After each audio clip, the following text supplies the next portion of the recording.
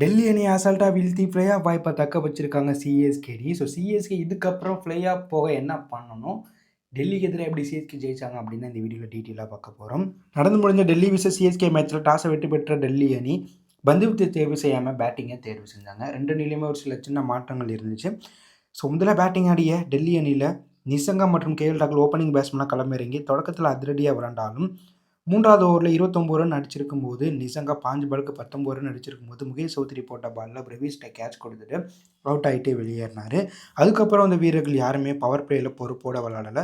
குறிப்பாக சொல்லலாம், 5வது ஓவரில் 36 ரன் இருக்கும்போது கேஎல் ராகுல் 2வது விக்கெட் அவுட் ஆயிருப்பாங்க. கேஎல் ராகுல் 13 பாலுக்கு 12 ரன் அடிச்சிருக்கும் போது அகிலாகசன் போட்ட பாலில் ருத்ராஜ்ட்டை கேட்ச் கொடுத்துட்டு வெளியேற நாயர் 13 பாலுக்கு 13 ரன் அடிச்சிருக்கும் போது நூறு போட்ட பாலில் கேட்ச் கொடுத்துட்டு வெளியேறினார். அடுத்ததான் வந்த கேப்டன் அக்சர் பட்டேல் 6 பாலுக்கு 2 ரன் அடிச்சிருக்கும் போது குர்ப்ரீத் சிங் போட்ட பாலில் அகிலாகசன்ட்டை கேட்ச் கொடுத்து வெளியேறியிருப்பார். கடைசியாக ஸ்டூப்ஸ் மற்றும் ரெசிவி ஒரு சின்ன பார்ட்னர்ஷிப் அமைச்சு டெல்லி அணியை 155 ரன்களுக்கு மேலே அடிக்க முக்கிய காரணமாக அமைஞ்சிருப்பாங்க. இதில் ஸ்டூப்ஸ் 31 பாலுக்கு 38 ரன் அடிச்சிருப்பாங்க. சமீர் ரெசிவி 24 பாலுக்கு 40 ரன் 4 பவுண்டரி வச்சு நாட் அவுட் பேட்ஸ்மேன் கிரீஸில் இருந்திருப்பாங்க. அதே போல் அசுதோஷ் சர்மா 14 ரன் அடித்து ஒரு சின்ன கேமியோ நாக்கம் விளாண்டுருப்பாங்க. இதனால் டெல்லி அணி 20 ரன்களில் 7 விக்கெட் இழப்பு இருக்குது.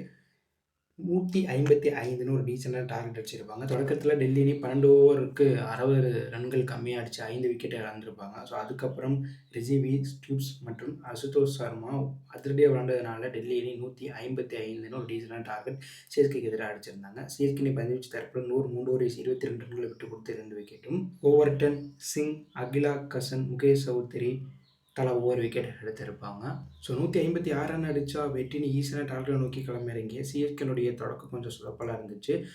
சஞ்சு தொடக்கத்திலேருந்து அதிரடி விளையாண்டாலும் ருத்து 13 பாலுக்கு 6 ரன் அடிச்சிருக்கும் போது லுங்கி நெகிடி போட்ட பாலில் ரிஜிவிட்டை கேட்ச் கொடுத்துட்டு முதல் விக்கெட் அவுட் ஆகிட்டு வெளியேறினாங்க.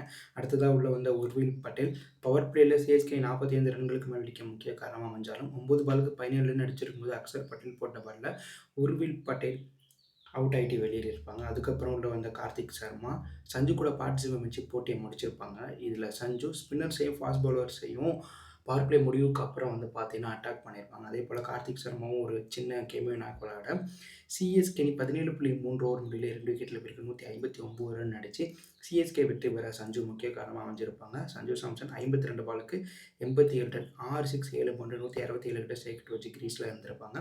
கார்த்திக் சர்மா 31 பாலுக்கு 41 ரன் 2 6 4 பவுண்டரி 132 கிட்ட ஸ்ட்ரைக் வச்சு கிரீஸில் இருந்திருப்பாங்க. இதனால் சிஎஸ்கே அணி 8 விக்கெட் வித்தியாசத்தில் டெல்லி அணியை வீழ்த்தி சம்பவம் பண்ணியிருப்பாங்க. இந்த மேட்ச்சில் 52 பாலுக்கு 87 ரன் அடித்த சஞ்சு சாம்சனுக்கு player of the match award கொடுத்துருப்பாங்க.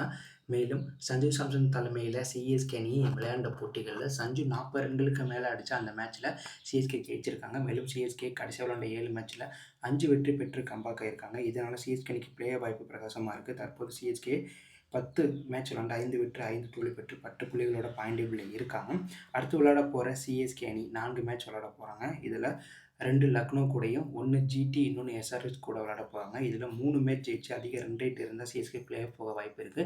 4 மேட்சுமே ஜெயிச்சா ஈஸியாக சிஎஸ்கே பிளே ஆஃப் போக வாய்ப்பு இருக்குது. ஸோ சிஎஸ்கே அணி கடைசியாக விளையாண்ட 7 மேட்ச்சில் 5 வெற்றி பெற்றிருக்கனால சிஎஸ்கே அணி தற்போது கம்பேக் ஆகிருக்கனால சிஎஸ்கே அடுத்து விளையாட போல 4ல் 3 ஈஸியாக வெற்றி பெற வாய்ப்பு இருக்குது. 4மே வெற்றி பெற்றால் கெத்தாக பிளே ஆஃப் போய் சிஎஸ்கே அணி ஃபைனல் போய் கோப்பையை வெற்றி பெறக்கூட வாய்ப்பு இருக்குது. ஸோ சிஎஸ்கே பிளே ஆஃப் போக வாய்ப்பு இருக்கா? ஸோ சிஎஸ்கே கோப்பையை வெற்றி பெறணுமா அப்படி ஒரு கருத்தை கமெண்ட்டில் லீவ் பண்ணுங்கள். தேங்க்யூ ஃபார் வாட்சிங்.